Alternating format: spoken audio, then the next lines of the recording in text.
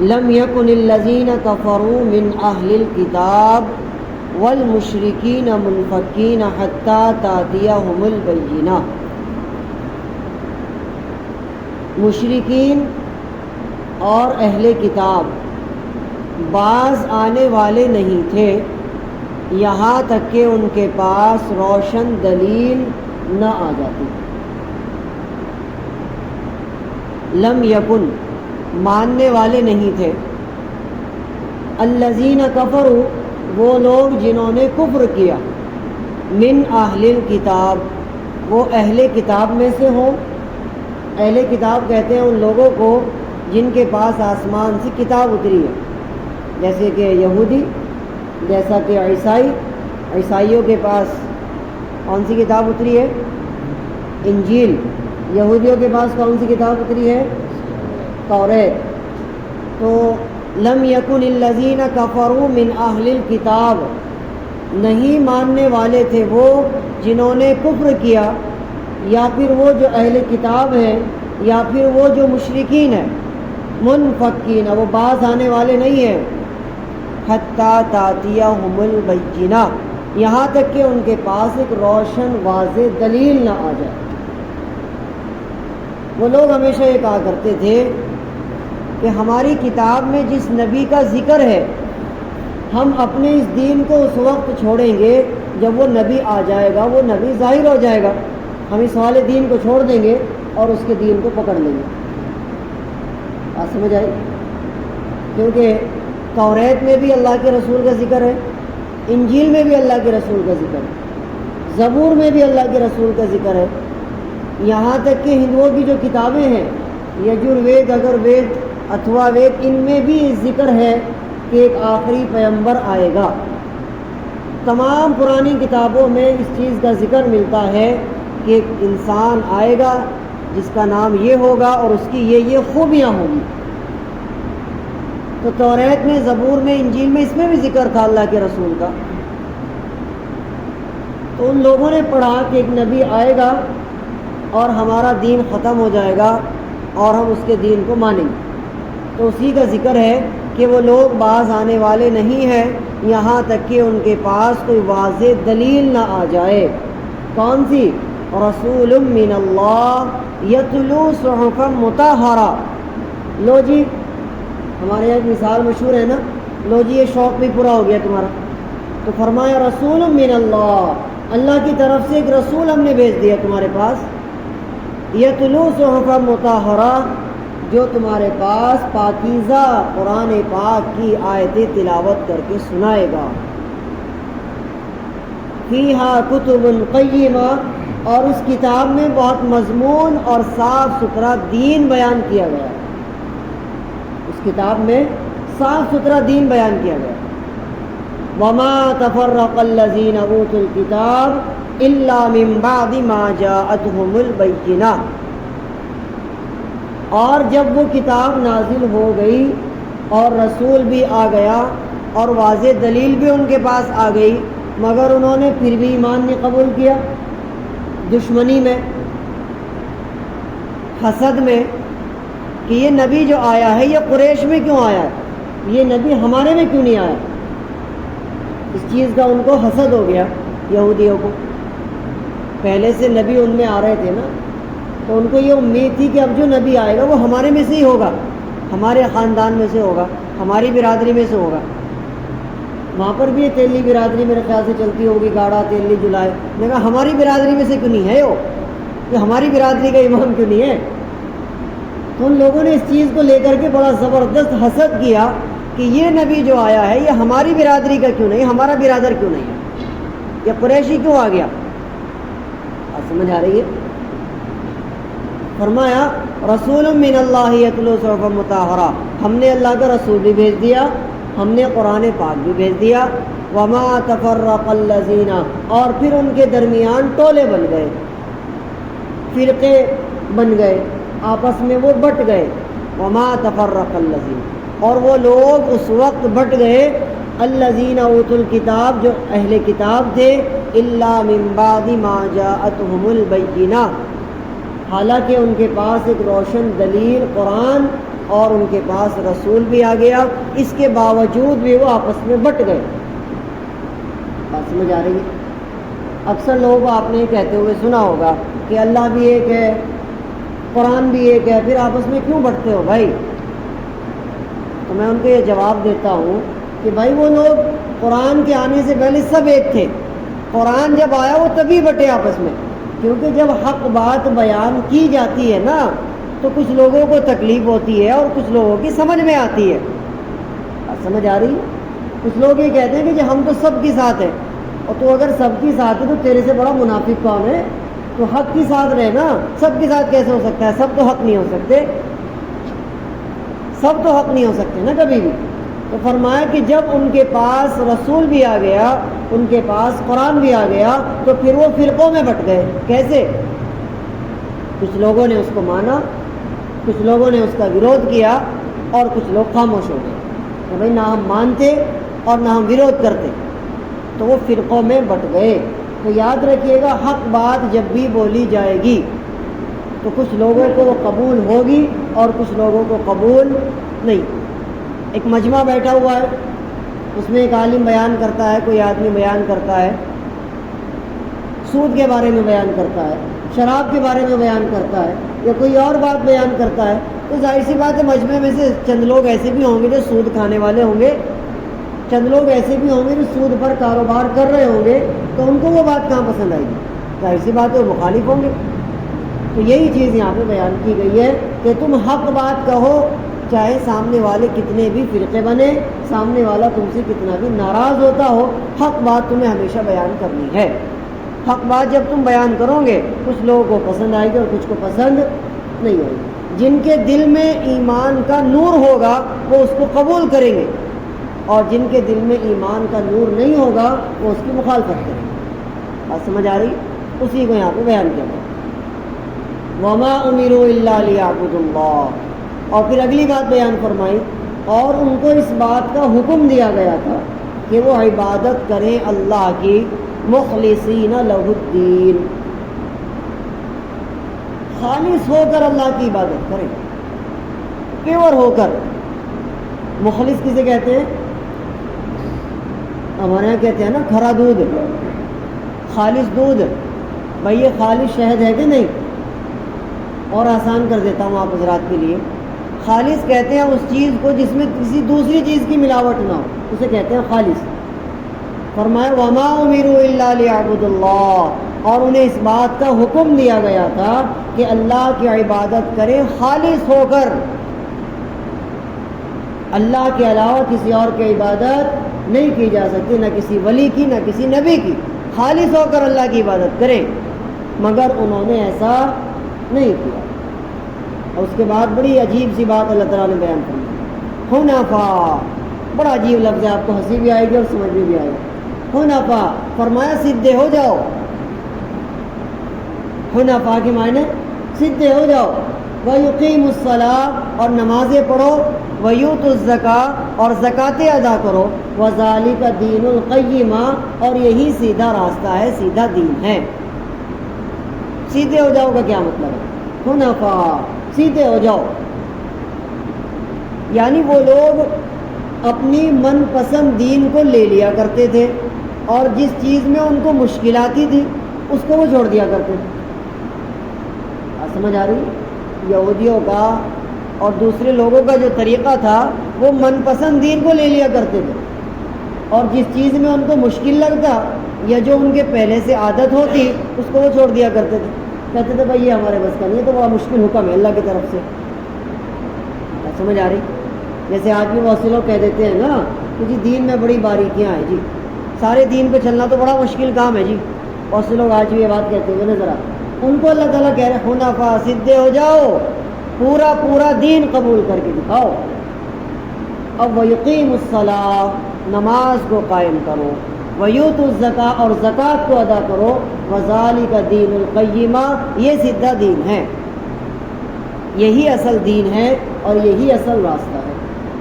اب سمجھ آئی؟ اب یہاں پر ایک سوال پیدا ہوتا ہے کہ اللہ تعالیٰ نے صرف نماز اور زکوٰۃ دونوں چیزوں کو بیان کیا، حالانکہ دین کے تو ڈھیر سارے احکام ہیں، اور چیزوں کو کیوں بیان نہیں کیا؟ تو یاد رکھیے عبادت دو طرح کی ہوتی ہے، ایک جسمانی عبادت اور ایک مالی عبادت۔ جسمانی عبادت میں سب سے ٹاپ لیول پہ جو عبادت آتی ہے وہ نماز، سب سے ٹاپ لیول پہ جو عبادت آتی ہے وہ نماز ہے، اور مالی عبادت میں سب سے ٹاپ لیول پہ جو عبادت ہے وہ زکوٰۃ ہے۔ سمجھ آ رہی؟ اس لیے اللہ تعالیٰ نے ٹاپ 10 چیزوں کو بیان کر دیا کہ زکوٰۃ ادا کرتے رہو اور نماز قائم کرتے رہو اور اپنے آپ کو سیدھی راہ پر لے آؤ۔ ایسا نہ ہو کہ تم من پسند دین کو اختیار کر لو اور جس میں تمہیں مشکل لگے اس کو تم چھوڑ دو، ایسا نہ کرنا۔ یہ آج مزاج بن گیا بہت سے لوگوں کا کہ جو چیز مشکل لگتی ہے اس کو چھوڑ دیا جاتا ہے۔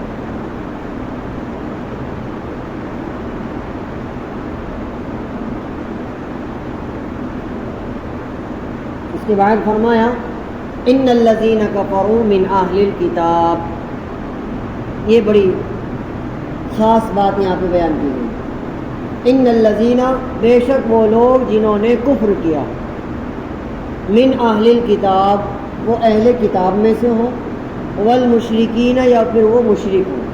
اہل کتاب میں آپ کو بتا چکا ہوں، اہل کتاب کہتے ہیں ان کو جن کے پاس پہلے سے آسمانی کتاب موجود ہے، ان کو اہل کتاب کہتے ہیں۔ فرمایا وہ لوگ جنہوں نے کفر کیا وہ اہل کتاب میں سے ہوں یا پھر وہ مشرک ہوں، فی نار جہنم، وہ جہنم کی آگ میں داخل کیے جائیں گے۔ اولئک ھم شر البریہ، اور یہ لوگ بدترین مخلوق ہیں زمین پر۔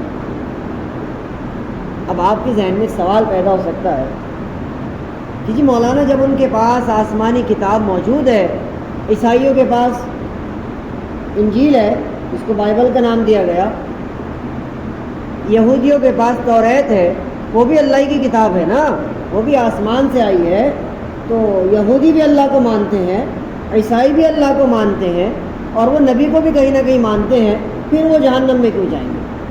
سوال ہے نا، یہ بڑی گہری بات ہے۔ ان الذین کفروا من اہل الکتاب، وہ لوگ جو اہل کتاب ہیں انہوں نے کفر کیا، والمشرکین، اور وہ جو مشرک ہیں، فی نار جہنم، وہ سب جہنم کی آگ میں ڈالیں گے، خالدین فیہا، اور اس میں ہمیشہ رہیں گے، پکم پکا اسی میں رہیں گے۔ کیا مسئلہ ہے بھائی؟ جب ان کے پاس کتاب ہے وہ اپنے رسول کو بھی مانتے ہیں، یہودی حضرت موسیٰ کو مان رہے نا، عیسائی کس کو مان رہے؟ حضرت عیسیٰ کو مان رہے، اس کے باوجود بھی جہنم میں جائیں گے، کیوں بھائی؟ یاد رکھیے گا نقطہ کیا ہے، نقطہ یہ ہے کہ جب محمد رسول اللہ صلی اللہ علیہ وسلم تشریف لے آئے تو آپ کے آنے کے بعد آپ سے پہلے جتنے انبیاء تھے ان سب کو صرف نبی ہونے کی حیثیت سے ماننا ہے، اصل اور آخری نبی محمد رسول اللہ کو مان کر آپ پر ایمان لانا فرض ہے۔ جب محمد رسول اللہ تشریف لے آئے تو اب آپ سے پہلے کی جتنی بھی شریعتیں ہیں ان سب کو کنڈم ریجیکٹ کر دیا گیا ہے، اب صرف اسلام کو مانا جائے گا۔ وَمَن يَبْتَغِ غَيْرَ الْإِسْلَامِ دِينًا فَلَن يُقْبَلَ مِنْهُ، اور جو آدمی اسلام کے علاوہ دوسرے دین کو تلاش کرے گا وہ ہرگز قبول نہیں کیا جائے گا اللہ کی نظر میں۔ تو اللہ تعالیٰ نے پورا مرکز جو بنایا ہے وہ مصطفیٰ کو بنایا ہے۔ پڑھے تو کتاب کو مان لے، پڑھے تو رسول کو مانتا رہے، موسیٰ کو مان، عیسیٰ کو مان، سارے نبیوں کو مان، تو اللہ کو مان، کتاب کو، سب کچھ مان۔ اگر تو محمد کو نہیں مانتا تو پکا جہنمی ہے۔ اللہ اکبر، کیا عالی شان مرتبہ اللہ تعالیٰ نے محمد رسول اللہ کو نوازا ہے، پورا مرکز بنا دیا محمد رسول اللہ۔ محمد کو مانے گا تو تیرا سب کچھ قبول ہے، اور اگر محمد کو نہیں مانتا تو تیرا کچھ بھی قبول نہیں ہے۔ بات سمجھ آ رہی ہے؟ بہت سے لوگ یہ کہتے ہیں جی عیسائیوں کے ساتھ شادی کرنے میں کیا برائی ہے، ان کی بچی لے لو یا ان کے یہاں بچی دے دو، کیا برائی ہے؟ وہ بھی تو حضرت عیسیٰ کو مانتے ہیں، ہم بھی مانتے ہیں، وہ بھی اللہ کو مانتے ہیں، ہم بھی مانتے ہیں۔ تو ہمارا جواب ہے یہی تو تجھے پتہ نہیں ہے، تجھے دین سکھائی نہیں ہے۔ وہ مانتے ہوں گے عیسیٰ کو، اور جس نے محمد کو نہیں مانا آخری نبی، وہ کسی کو بھی مانتا رہے، اللہ کی نظر میں وہ ریجیکٹ ہے، کنڈم ہے، وہ جہنمی ہے۔ یہ آیت ہمیں یہ بات بتا رہی ہے۔ پہلے محمد مصطفیٰ کو ماننا پڑے گا۔ اگر جنت کا راستہ اپنانا ہے تو محمد رسول اللہ کو آخری رسول اور نبی ماننا پڑے گا۔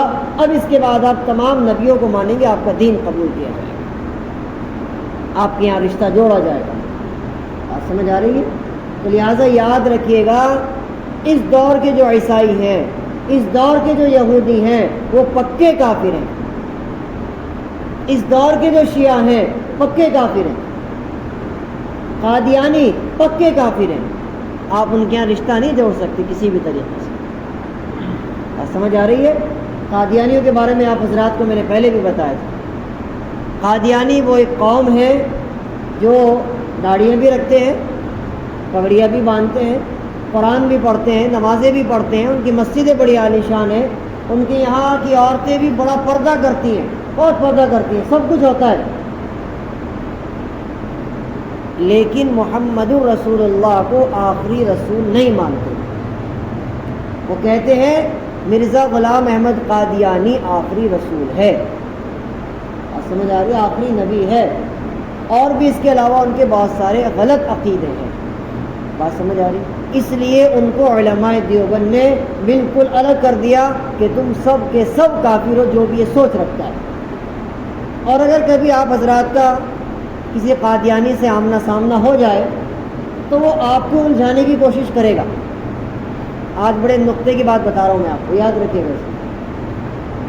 اگر کوئی قادیانی پھنس جائے کہیں ٹرین میں، کہیں جہاز میں، یا کہیں دوسرے شہر میں، ہمارے سہارنپور میں تو بہت کم ہے، اللہ ماشاء اللہ ادھر پیر والی گلی میں ہے جو بھی ہے، یہ شاید ہے ہی نہیں اب تک، شاید بتا دیا تھا سب کو، لیکن ہوں گے کہیں نہ کہیں۔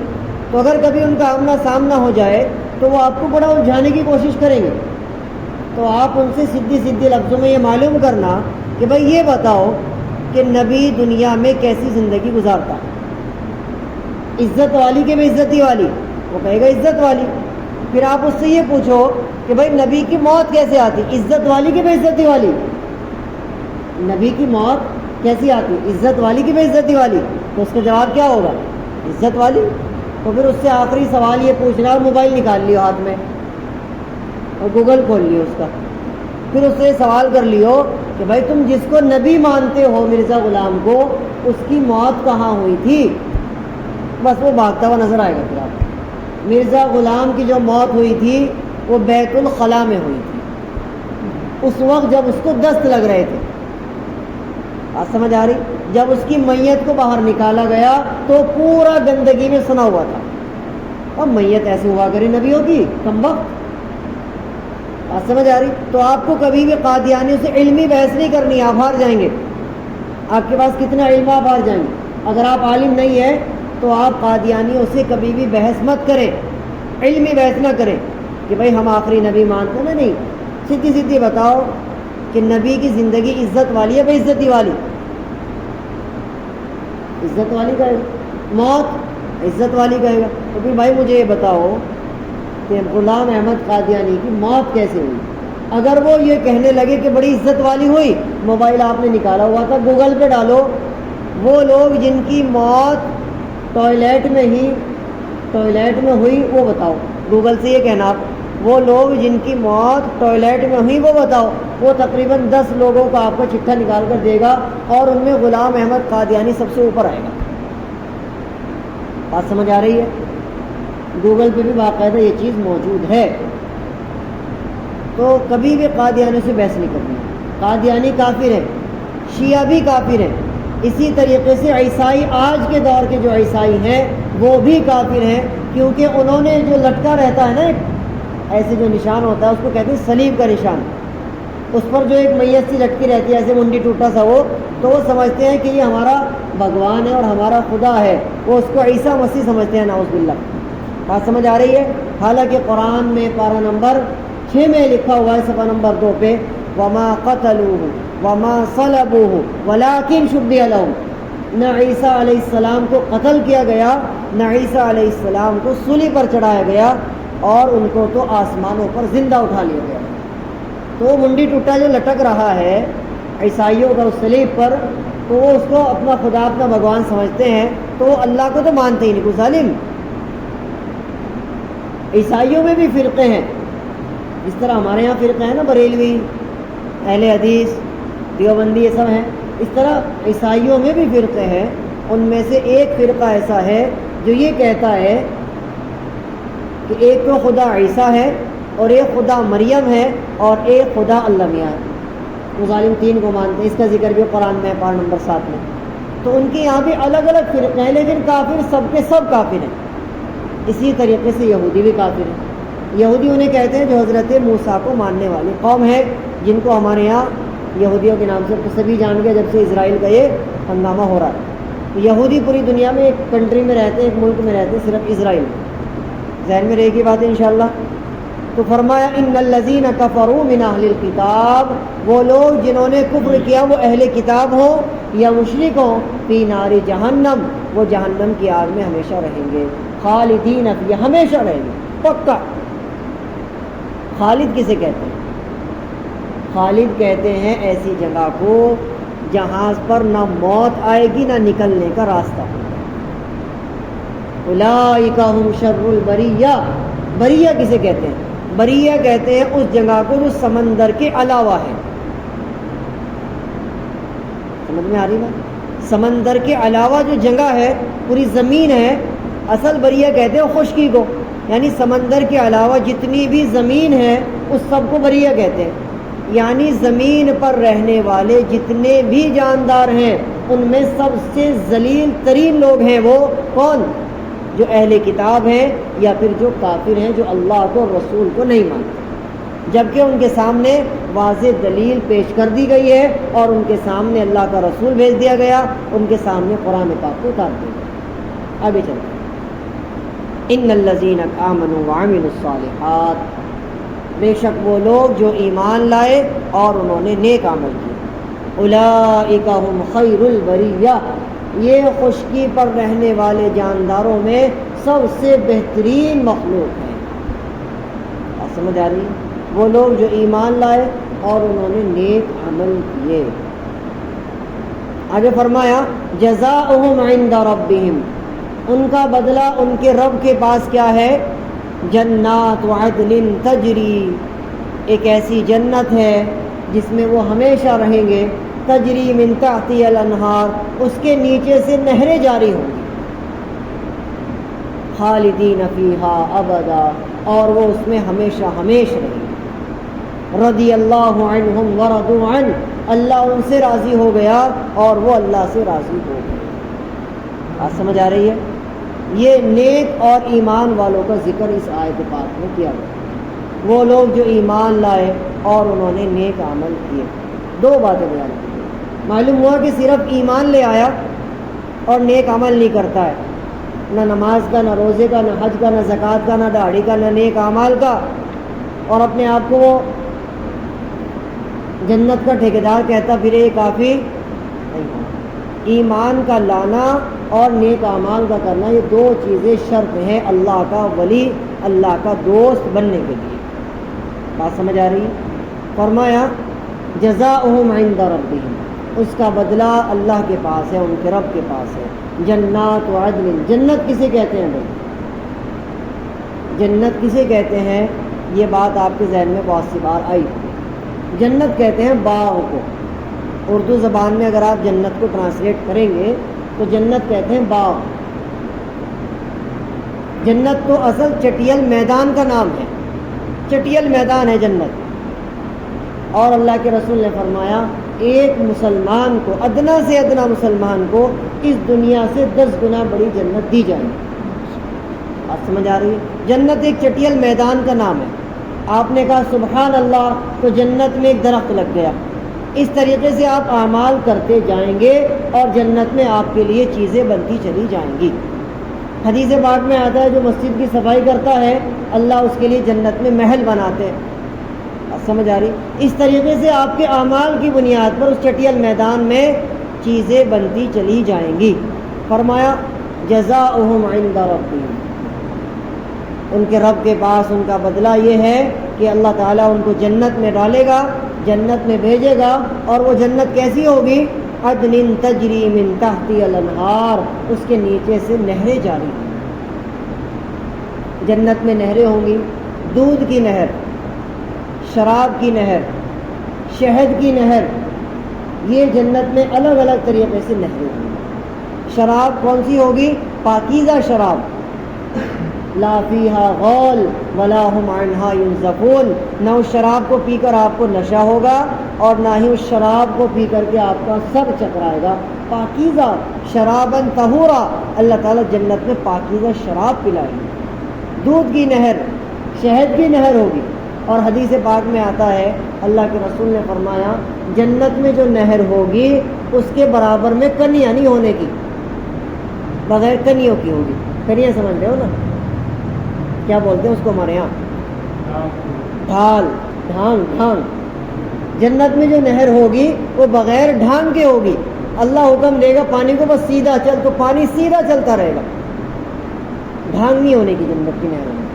فرمایا جنات عدن تجری من تحتی الانہار خالدین فیہا ابدا، اور مومن اس میں ہمیشہ ہمیشہ رہیں گے۔ رضی اللہ عنہم ورضوا عنہ، اللہ ان سے راضی ہو گیا اور وہ اللہ سے راضی ہو گیا۔ ذالک لمن خشی ربہ، یہ بڑی گہری بات کہہ دی اللہ تعالیٰ نے، بڑی گہری بات۔ اور یہ تمام چیزیں کس کے لیے ہیں بھائی؟ جو اپنے رب سے ڈر گیا۔ کس کے لیے ہے تمام چیز؟ جنت کس کے لیے ہے؟ تمام معاملات کس کے لیے ہیں؟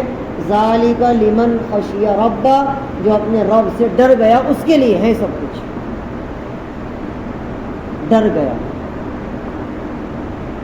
ایک بڑی کمال کی حدیث سناؤں میں آپ کو، آج ہی میں نے پڑھی ہے۔ فرمایا جو آدمی اللہ سے ڈر جاتا ہے گناہ کرنے کے وقت، یا جو آدمی اللہ سے ڈر جاتا ہے گناہ کرنے کے بعد، اس کے لیے دو جنتیں۔ رحمان میں ہے، سورہ رحمان میں وَلِمَنْ خَافَ مَقَامَ رَبِّهِ جَنَّتَانِ، اور جو اپنے رب سے ڈر گیا اس کے لیے دو جنتیں۔ آگے چل کر فرمایا وَمِن دُونِهِمَا جَنَّتَانِ، اور ان کے علاوہ دو جنتیں اور ہیں۔ اللہ سے جو ڈر گیا اس کے لیے چار جنتیں، چار جنتیں۔ حدیث میں آتا ہے اللہ کے رسول سے سوال کیا گیا یا رسول اللہ چار جنتیں کیوں ہیں اس آدمی کے لیے جو اللہ سے ڈرتا ہے؟ فرمایا جب وہ اللہ سے ڈرتا ہے اور اس کی آنکھ میں مکھی کے سر کے برابر، پر کے نہیں، بہت سے لوگ بیان کرتے ہیں بیٹھے ہوئے تو وہ غلط بیان کرتے ہیں، مکھی کے پر کے برابر کہتے ہیں، مکھی کا پر نہیں ہے، حدیث میں مکھی کے سر کا ذکر ہے۔ کیونکہ اگر مکھی کو آپ دو ٹکڑے کر دیں تو ایک ٹکڑا پرو والا ہوگا اور ایک اس کے سر والا ہوگا، تو سر والا چھوٹا ہوگا، پرو والا بڑا ٹکڑا ہوگا۔ بہت سی مکھیاں تو بڑی بھی ہوتی ہیں نا، مکھی کے بارے میں آپ کو ایک حدیث سناؤں گا۔ تو فرمایا مکھی کے سر کے برابر بھی اللہ کے ڈر کی وجہ سے اگر کسی کی آنکھ میں پانی آ گیا، اب وہ پانی اس کے نچلے حصے پر بھی لگے گا اور اوپر والے پر بھی لگے گا، اور یہاں نیچے پر بھی لگے گا اور اوپر بھی لگے گا، تو کتنی جگہ لگے گا؟ بولتے کیوں نہیں؟ چار جگہ لگے گا نا۔ اللہ تعالیٰ نے فرمایا میرے ڈر کی وجہ سے تیری آنکھ میں پانی آیا اور وہ پانی چار جگہ لگا، ہم نے تیرے لیے چار جنت کو متعین کر دیا۔ اللہ اللہ کتنا عظیم رب ہے۔ تو میرے بھائی ہفتے میں کوئی دن ایسا بھی نکالو جس میں تم اکیلے بیٹھ جاؤ اور اللہ کے سامنے اپنے گناہوں کو یاد کر کے رو لیا۔ حدیث میں آتا ہے رو نہ سکو تو رونے والوں کا منہ بنا لیا کرو، رونے والوں کی آواز بنا لیا کرو۔ کوئی دن تو ایسا بھی ہونا چاہیے نا، مہینے میں کوئی دن، سال میں کوئی دن، ہفتے میں کوئی دن، اور اگر روز آپ ایک 10 منٹ 5 منٹ ایسے نکال لو کہ آپ اکیلے بیٹھ جاؤ، بالکل تنہائی میں گھر بیٹھ جاؤ، مسجد میں بیٹھ جاؤ، اپنے گناہ کو یاد کر کے تھوڑا سا ڈر جاؤ، تھوڑا سا کانپ جاؤ، تھوڑا سا رونے کی کوشش کر لو، رونے والے کی آواز بنا لو۔ حدیث میں آیا اگر تم رو نہ سکو رونے والوں کی آواز بنا لو، اللہ تعالیٰ تمہیں معاف کر دے گا، بخش دے گا۔ اللہ اکبر۔ فرمایا ذالک لمن خشی ربہ، جو ڈر گیا یہ تمام نعمتیں اس کے لیے متعین ہیں۔ بنی اسرائیل کا واقعہ لکھا ہے کتاب میں، ایک آدمی کے پاس اس کی بھتیجی آئی سگی، بڑی غربت کی شکار، مجبور، لاچار بھتیجی، سگی بھتیجی آئی اور آ کر کے کہا ہمارے گھر میں کھانے کو کچھ بھی نہیں ہے، تو آپ ہمارے چچا ہیں، کچھ تو میری مدد کر۔ اب وہ بڑا ہی کم وقت آدمی تھا، مجبوری کا فائدہ اٹھانے لگا اور کہنے لگا تو میری ضرورت پوری کر، میں تیری کروں گا۔ اب بھوک کے مارے وہ کرتی کیا نہ کرتی، مرتی کیا نہ کرتی۔ اس نے کہا اللہ سے ڈر لے، وہ مانا، تو وہ گناہ کے لیے تیار ہو گئی۔ حدیث میں آتا ہے گناہ کے لیے تیار ہو گئی، وہ بھی گناہ کے لیے تیار ہو گیا، وہ بھی گناہ کے لیے تیار ہو گئی مجبوری میں۔ حدیث میں آتا ہے جب گھٹنے گھٹنوں سے مل گئے، یعنی گناہ ہونے کے بالکل قریب تھا، تو اس نے کہا اتق اللہ، اللہ سے ڈر، اللہ سے ڈر جا۔ اس کی زبان سے الفاظ جو نکلے اس میں اتنا اثر تھا اللہ کی پناہ، وہ فوراً وہاں سے ہٹ گیا اور اس کے ہاتھ میں درہم کی ایک تھیلی دی اور اس نے کہا یہاں سے چلی جا، یہاں سے چلی جا۔ جب وہ مر گیا تو حضرت موسیٰ علیہ السلام نے خواب میں دیکھا، اس سے پوچھا کیا بنی، اللہ نے تیری ساتھ کیا معاملہ کیا؟ فرمایا میری جتنی عبادتیں تھی اللہ کے یہاں کوئی بھی کام نہیں آئی، اللہ تعالیٰ نے بس مجھے یہ فرمایا کہ تو نے ایک لمحے کے لیے میرا ڈر محسوس کیا، جب میں نے تجھے بخش دیا۔ کچھ حضرات کی آنکھوں میں شاید ابھی بھی میں محسوس کر رہا ہوں کہ پانی آ رہا ہے، چھلک رہا ہے۔ اللہ کا ڈر ہونا چاہیے، اللہ کے ڈر کی وجہ سے کبھی نہ کبھی ہماری آنکھ میں آنسو ضرور آنا چاہیے۔ اور وہ کیسے آئے گا؟ تنہائی میں بیٹھ جایا کرو، اپنے گناہوں کو یاد کیا کرو کبھی کبھی۔ سمجھ آ رہی ہے؟ وہ مکی والی حدیث میں آپ کو سنا رہا تھا، پہلی بار میرے خیال سے آپ شاید سنیں۔ اللہ کے رسول علیہ السلام نے فرمایا، تفسیر ابن کثیر میں لکھا ہے کہ جہنمیوں کو عذاب دینے کے لیے جتنی بھی دنیا میں قسم کی مکھیاں ہیں سب کو اللہ تعالیٰ جہنم میں ڈالے گا۔ اس لیے نہیں کہ مکھیوں کو عذاب ہوگا، نہیں، جو وہاں انسان عذاب میں مبتلا ہوں گے ان کو اور زیادہ عذاب میں پریشان کرنے کے لیے وہاں پر مکھیوں کو بھیجا جائے گا، سوائے ایک مکھی کے۔ کوئی بتا سکتا ہے کون سی مکھی ہوگی جس کو جہنم میں؟ شہد کی مکھی۔ ماشاءاللہ، چچا کو بتاؤ۔ شہد کی مکھی ایسی ہے جس کو جہنم میں عذاب کے طور پر بھی نہیں بھیجا جائے گا۔ آپ دیکھو کبھی کبھی مکھی لپٹ جاتی ہے نا، یہ سوتے ہوئے آدمی کو پریشان کرنے لگے تو اس کو جینا اور اس کو سونا عذاب بنا دے ایک مکھی۔ تو جہنمیوں کے عذاب کو اور زیادہ سخت کرنے کے لیے اللہ تعالیٰ مکھیوں کو جہنم میں بھیجے گا، سوائے ایک مکھی کے، اور وہ شہد کی مکھی ہے۔ معلوم ہے کیوں نہیں بھیجے گا اس کو؟ حدیث میں آتا ہے کہ جب شہد کی مکھی رس چوسنے کے لیے جاتی ہے اور رس چوس کر واپس آتی ہے تو جاتے ہوئے بھی وہ محمد رسول اللہ پہ درود پڑھتی ہے اور واپس آتے ہوئے بھی درود پڑھتی ہے۔ صرف اس درود پڑھنے کی برکت سے اللہ تعالیٰ نے اس مکھی کو الگ کر دیا، باقی ساری مکھیوں کو عذاب دینے کے لیے اللہ جہنم میں ڈالے۔ حیرانگی نہیں ہوئی آپ حضرات کو اس بات کی؟ تو میں اس لیے تو کہہ رہا ہوں درود پاک پڑھنے کا معمول بنائیے۔ جب ایک مکھی کو اللہ تعالیٰ نے جہنم سے بچا لیا ہے تو پھر ہم اور آپ کو نہیں بچیں گے۔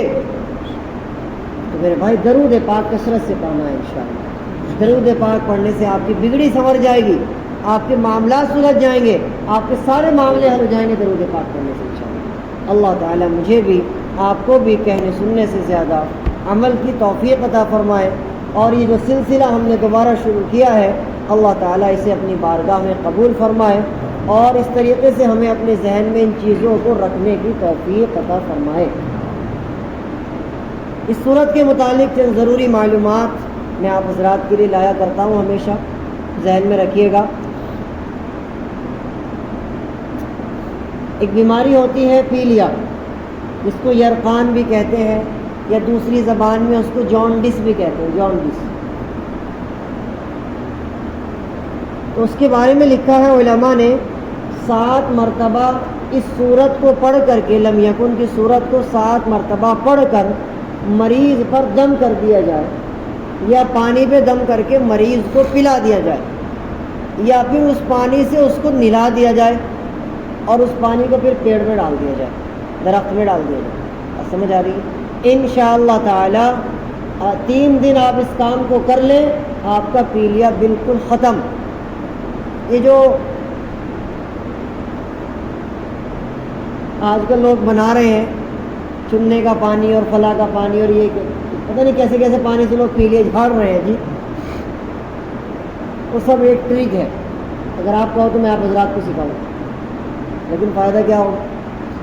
دھوکہ سیکھ کے اور دھوکہ سکھا کے فائدہ کیا ہو؟ سب بیوقوف بنانے کی ٹرک ہوتی ہے۔ جیسے آپ اس کو بچے کو اس میں انہوں نے تشنے میں کھڑا کر دیا اور بس اس نے کچھ دم سا کیا اور پانی بالکل پیلا ہو گیا، اور جنتا یہ سمجھتی ہے وہ سارا پی لیا، پانی میں اتار لیا بابا جی نے، ایسا پی لیا جھاڑے، بس کیا بتائیں، گڑ رہا ہے وہ۔ اس کے بہت ساری ٹرک ہوتی ہیں، کبھی سکھائیں گے آپ کو، حویلی پہ آنا پھر سکھائیں گے آپ کو، سمجھ رہے ہیں؟ سب ٹرک ہوتی ہے، وہ کچھ نہیں ہے، بکواس ہے سب۔ آپ 3 مرتبہ 3 دن تک لم یکن کی صورت پڑھیں اور مریض پر دم کر دیں جس کو پی لیا، یا پانی پر دم کر کے وہ پانی اس کو پلائیں، یا اس کو پانی چھڑکیں، یا پھر آپ اس پانی سے اس کو نہلا دیں اور اس پانی کو آپ کہیں پیڑ وغیرہ میں درخت میں ڈال دیں، انشاءاللہ پیلیا ختم۔ یاد رہے گا 3 دن تک 7 مرتبہ آپ کو یہ پڑھ کر کے دم کرنا ہے پیلیے کے مریض پر، یاد رہے گا انشاءاللہ۔ یہ بہترین طریقہ آپ حضرات کو میں نے بتا دیا۔ اسی طریقے سے ایک بیماری ہوتی ہے جس کو کہتے ہیں برس، برس کی بیماری، چتکبرا پن، سفید داغ، دیکھیے آپ نے بندہ جو ہے وہ سفید ہونا شروع ہو جاتا ہے، اس کو کہتے ہیں برس کی بیماری۔ اگر کوئی بندہ اس بیماری میں مبتلا ہے، اللہ حفاظت فرمائے، بہت ہی بدصورت بیماری ہے، یوں کہہ لیجیے آپ، اور بڑی لا علاج بیماری ہے، آج تک میڈیکل سائنس میں اس کا علاج نہیں بن پایا، اس کا علاج اگر کچھ ہے تو وہ حکیمی لائن میں تو ہے، میڈیکل میں آج تک بھی نہیں آ پایا، معقول علاج نہیں آج تک برس کی بیماری کا۔ میں نے بڑے ڈاکٹروں سے بات کی اس بارے میں نے کہا جی کوئی معقول علاج آج تک نہیں آیا برس کی بیماری کا، چتکبرے پن کی بیماری کا، اس کا علاج میں آپ کو بتا رہا ہوں۔ علماء نے لکھا ہے 3 مرتبہ لم یکن کی صورت کو پڑھ کر پانی پر دم کریں، اور برس کا جو مریض ہے اس کو وہ پانی پلائیں 41 دن تک، انشاءاللہ یہ برس کی بیماری اس کی ختم ہو جائے۔ ایک ہی پانی یا بار بار؟ ہر روز پڑھیں، 3 مرتبہ ہر روز پڑھیں، پانی پر دم کرتے رہیں، وہ پانی اس کو پلاتے رہیں، 41 دن تک پابندی سے پڑھتے رہیں، بس 3 بار پڑھیں، پانی پر دم کرتے رہیں، اسی پانی میں ملاتے رہیں، وہ انشاءاللہ بیماری ختم ہو جائے۔ سوال یہ پیدا ہوتا ہے کہ برس کی بیماری ہوتی کیوں ہے؟ اللہ کے رسول علیہ السلام نے یہ بات بیان فرما دی 1400 سال پہلے۔ اللہ کے رسول نے فرمایا دھوپ میں جو پانی گرم ہو جائے اس میں مت نہاؤ، دھوپ میں جو پانی گرم ہو جائے اس کو مت پیو۔ 2 باتیں بیان کریں، دھوپ میں جو پانی گرم ہو جائے اس میں مت نہاؤ، اور دھوپ میں جو پانی گرم ہو جائے اس کو مت پیو۔ اکثر ہمارے یہاں ٹینک رکھے ہوئے ہیں، پانی وہ اس طرح کھول جاتا ہے گرمی میں، اللہ کی پناہ، اسی سے نہا رہے اور اسی کو پی رہے۔ فرمایا کہ اگر تم دھوپ میں رکھے ہوئے پانی کو پیو گے یا اس سے نہاؤ گے تو تمہیں برس کی بیماری ہو جائے گی، حدیث ہے باقاعدہ۔ ایک دوسری روایت سنیے آپ، فرمایا کہ مچھلی کھانے کے بعد دودھ اور دودھ والی چیزیں مت استعمال کرو، اس سے بھی تمہیں برس کی بیماری ہو سکتی ہے۔ یہ بات تو بڑی مشہور بھی ہے، آپ حضرات نے سنی بھی ہوگی بہت بار۔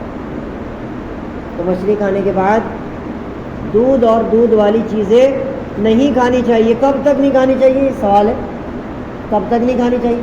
جب تک پیٹ صاف نہ ہو جائے۔ پیٹ صاف ہونے کا مطلب سمجھ گئے؟ اب آپ نے رات کو مچھلی کھائی ہے تو صبح تک جب تک آپ کا پیٹ صاف نہ ہو تب تک آپ دودھ سے بنی ہوئی چیزیں استعمال نہیں کریں گے انشاءاللہ۔ تو اگر اللہ نہ کرے کسی کو یہ بیماری ہے تو 3 مرتبہ روز لم یکن کی صورت پڑھو، پانی پہ دم کرتے رہو اور 41 دن تک وہ مریض کو پلاتے رہو، انشاءاللہ ٹھیک ہو جائے گا۔ ایک بڑی چیز ہے جو ہر انسان چاہتا ہے، اور وہ ہے کہ مجھے عزت ملے، یہ مجمع میری عزت کرے، یہ چوراہے پہ کھڑے ہوئے لوگ مجھے سلام کریں، ہے جی، میں اگر کسی محفل میں جاؤں تو لوگ میرے لیے عزت، ادب، احترام والے الفاظ استعمال کریں۔ ہر آدمی کی خواہش ہوتی ہے مجھے عزت ملے، لیکن بہت سے لوگ ایسے ہوتے ہیں کہ ان کے کارنامے اچھے نہیں ہوتے، کارنامے ان کے وہی جوتوں والے ہوتے ہیں، لیکن خواہش ان کی بھی عزت والی ہوتی ہے، کارنامے وہی جوتوں والے، ہے جی۔ تو علماء نے لکھا ہے کہ عزت اور شان و شوکت اگر کسی آدمی کا مقصد ہو اور وہ تقوی و طہارت بھی اختیار کر رہا ہے لیکن لوگ پھر بھی اس کی قدر نہیں کر رہے، تو اس کو چاہیے کہ وہ 21 مرتبہ پڑھ کر اپنے اوپر دم کر لے، کسی بھی محفل میں جانے سے پہلے انشاءاللہ پوری محفل اس کی عزت کرے۔ یہ علماء نے کتابوں میں لکھا ہے کہ اس صورت کو 21 بار پڑھے، اپنے اوپر دم کر لے، انشاءاللہ پوری محفل اس کی عزت کرے۔ اسی طریقے سے علماء نے لکھا ہے کسی کے ورم آ گیا، سوجن آ گئی، ورم سوجن آپ سمجھتے ہیں، تو اگر کسی کو اس طرح کی شکایت ہے تو صبح شام 1 مرتبہ اس صورت کو پڑھ کر کے اس جگہ پر دم کرے یا تیل پر دم کر کے اس کی مساج کرائے، انشاءاللہ ورم بھی اور وہ سوجن بھی انشاءاللہ جلدی ہی ختم ہو جائے گی۔ کسی کے گھٹنوں پہ ورم آ جاتا ہے، سوجن آ گئی، یا جسم بہت زیادہ بھاری ہو گیا، یا کوئی اور ورم، عورت بہت سی عورتوں کی جو ہے پیٹوں پہ ورم آ جاتا ہے، اکثر جو ہے وہ ورم ہو جاتا ہے، تو لہٰذا اس صورت پر ہم اس طریقے سے عمل کریں آپ کہ صبح شام 1 مرتبہ پڑھ کے اس جگہ پر آپ دم کریں، انشاءاللہ ورم ختم ہو جائے گا۔ اسی طریقے سے اگر کوئی آدمی اس صورت کو خواب میں دیکھتا ہے، یہ صورت لکھی ہوئی ہے، یا وہ اس صورت کو پڑھ رہا ہے، یا کوئی اس کو سنا رہا ہے، اس کے کان میں آواز آ رہی ہے، تو اس کی تعبیر یہ ہوگی اس کے خواب کی کہ اس کے ذہن میں اسلام کے بارے میں جتنے بھی شک اور شبہ ہیں وہ سب کے سب دور ہو جائیں۔ آپ حضرات جیسے کہ آج کل یوٹیوب چلاتے ہیں، فیس بک چلاتے ہیں، تو بہت سارے اس طرح کے کانٹینٹ سامنے آ جاتے ہیں غیروں کے کہ وہ اسلام کے اوپر اعتراض کر رہے ہوتے ہیں، اور وہ اعتراض اتنے کامن سینس کے مطابق ہوتے ہیں کہ وہ مسلمان بھی جب سنتا ہے تو وہ بھی کہتا ہے ہاں یار بات تو صحیح ہے، اس کا جواب ہونا چاہیے۔ سمجھ آ رہی نا؟ تو وہ اسلام پر شک شبے میں پڑ جائے، مثال کے طور پہ اللہ، اور اللہ ہے یا نہیں، اور اگر ہے تو کب سے ہے، اور اللہ سے پہلے کیا تھا، سوال جب آنے شروع ہوتے ہیں نا اس طرح کے، تو پھر اتنے سوال آتے ہیں کہ انسان اسلام پر ہی شک کرنے لگتا ہے۔ بات سمجھ آ رہی؟ مثلاً اگر آپ اس طرح کے غیروں کے کانٹینٹ دیکھیں گے، ویڈیوز دیکھیں گے، تو اس میں کہیں گے لو جی ان کی عید بھی جو ہے وہ جانوروں کا قتل کر کے ہوتی ہے، جانوروں کو مار کر یہ بقرہ عید مناتے ہیں اپنی عید، اور یہ بھی کوئی عید ہے۔ تو بہت سے مسلمان نہیں بلکہ بہت سارے مسلمان آپ کو ایسے ملے، کہیں گے یار بے جان کو مار رہے، بے زبان کو مار رہے، بھلا عید منا رہی ہے، کیسی عید ہوئی؟ تو اس طریقے سے اسلام پر شک اور شبہات اگر پیدا ہو جائیں اور اس آدمی کو پھر یہ صورت خواب میں آ جائے تو اس کی یہ تعبیر ہوگی کہ انشاءاللہ اس کے شک اور شبہات رفتہ رفتہ ختم ہو جائیں گے۔ اسی طریقے سے ایک آدمی اگر اس صورت کو بار بار خواب میں دیکھتا ہے، بار بار خواب میں آتی ہے صورت، اور وہ آدمی نیک ہے، وہ تو تھا گنہگار بندہ، بے نمازی، دین سے دور، یہ بندہ نیک ہے، نمازی ہے، اور یہ صورت کو بار بار خواب میں دیکھتا ہے یا سنتا ہے، تو اس کی تعبیر یہ ہوگی کہ اس کے ہاتھ پر بہت سارے کافر مسلمان ہوں گے انشاءاللہ۔ آپ حضرات میں سے کوئی ایسا ہے جو آج تک کسی غیر مسلم کو مسلمان کیا ہو؟ ہے کوئی ایسا یہاں؟ نیت کرو انشاءاللہ اپنی زندگی میں کسی نہ کسی غیر مسلم کو زبان سے نہیں اپنے کردار سے مسلمان ہونے کی دعوت دیں گے اور اسلام اس کے سامنے پیش کریں گے۔ ہونا چاہیے زندگی، کوئی تو ایسا ہونا چاہیے نا، کیا 50-60 سال کی زندگی میں کیا ہم نے ایسا کوئی عمل کیا ہی نہ ہو کہ کوئی غیر ہمارے سے متاثر ہو جائے اور وہ اسلام قبول کر لے؟ الحمدللہ میں نے اب تک کئی غیر مسلموں کو مسلمان کیا، کئی غیر مسلم ہیں، مردوں کو بھی کیا عورتوں کو بھی کیا۔ ایسا نہیں کہ کوئی اور لایا تھا میرے پاس، نہیں، وہ ہمارے پاس مریض بن کے آئے اور وہ مسلمان ہوتے الحمدللہ، تعلقات پھر ہو ہی جاتے۔ لیکن میں نے انہیں کبھی نہیں کہا کہ تم مسلمان ہو جائے، کبھی نہیں کہا ایک بار بھی، بس اسلام کو پیش کیا کردار سے۔ بات سمجھ آ رہی؟ حضرت مولانا الیاس رحمۃ اللہ علیہ کا ایک مقولہ کہیں پڑھا تھا میں نے۔ مولانا الیاس رحمۃ اللہ علیہ لکھتے ہیں اپنے ملفوظات میں کہ سب سے بہترین انسان وہ ہے جس کے پاس نصیحت کرنے کے لیے الفاظ نہیں بلکہ کردار ہو۔ اب کردار سے نصیحت کریں، زبان سے تو کوئی جمع خرچ کر لے جی، کوئی بھی زبان سے نصیحت کرتا پھرے، آپ کا کردار نصیحت کرنا چاہیے سامنے والے۔ بات سمجھ آ رہی؟ تو آپ اپنے کردار پیش کریں ان لوگوں پر جو غیر مسلم یا کسی بھی مذہب والے آپ کے ساتھ کاروبار میں ٹچ ہیں، پڑھائی میں ٹچ ہیں۔ بہت سے ہمارے اسٹوڈنٹ بیٹھے ہیں غیر مسلم آپ کے ساتھ پڑھتے ہیں، آپ ان کے لیے ایسا نمونہ بن کر دکھائیے نا کہ وہ متاثر ہوں آپ سے، یار مسلمان بندہ بڑا کمال ہے جی۔ سمجھ آ رہی ہے؟ آپ اپنے کردار سے اسلام پیش کیجیے۔ بات سمجھ میں آ گئی انشاءاللہ۔ اللہ مجھے بھی آپ کو بھی عمل کی توفیق عطا فرمائے۔ وآخر دعوانا الحمدللہ رب العالمین۔ اللهم لك الحمد كما أنت أهل وصل على محمد كما أنت أهل وفعل بنا ما أنت أهل إنك أهل التقوى وأهل المغفرة۔ اے اللہ پاک ہمارے اس قرآن پاک کے سیکھنے سکھانے کو قبول کر۔ اے اللہ اس میں جو کمی کوتاہی ہوئی ہے اللہ اسے نظر انداز فرما۔ اے اللہ اس کو ہمیں اسی طریقے سے ہمیں شوق کے ساتھ سیکھنے کی توفیق عطا فرمائے۔ اے اللہ ہمارے دل میں قرآن پاک کی محبت عطا فرمائے، قرآن پاک کی قدر عطا فرمائے۔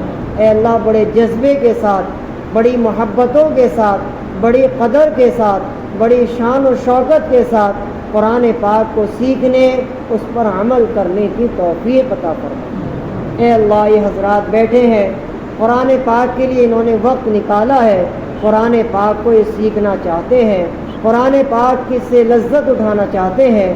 اے اللہ ان حضرات کے بیٹھنے کو قبول فرما۔ اے اللہ ان حضرات کی زندگیوں میں برکتیں عطا فرما، سکون عطا فرما۔